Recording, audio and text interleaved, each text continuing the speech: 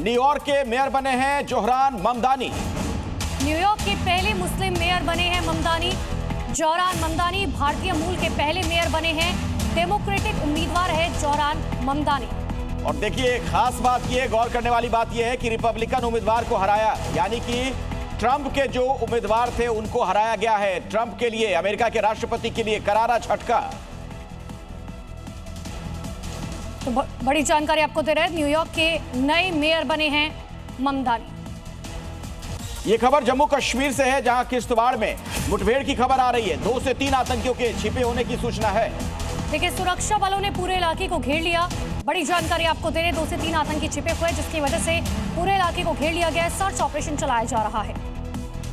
2 से 3 आतंकवादी वहां छिपे हो सकते हैं, इस तरीके की सूचना मिल रही है। और ऐसे में वहां पर सघन जांच पड़ताल जारी है।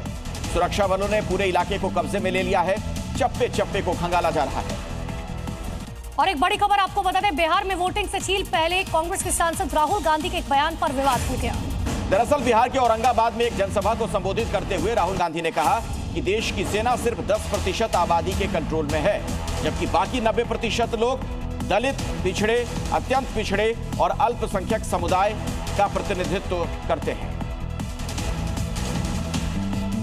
90% लोग समाज के अति पिछड़ा, दलित, आदिवासी से आते हैं। मगर अगर आप देश को देखें, अगर आप हिंदुस्तान के सबसे बड़ी कंपनियों को देखें, 500 सबसे बड़ी कंपनी की आप लिस्ट निकालिए, और इसमें पिछड़ा, अति पिछड़ा, दलित, महादलित, अल्पसंख्यक, आदिवासी को ढूंढ के निकाल दीजिए, आपको कोई नहीं मिलेगा। आपको एक नहीं मिलेगा। सारे के सारे 10% आबादी में से आते हैं। सारा बैंक का धन उनको जाता है, सारी नौकरियां उनको जाती हैं, ब्यूरोक्रेसी में उनको जगह मिलती है।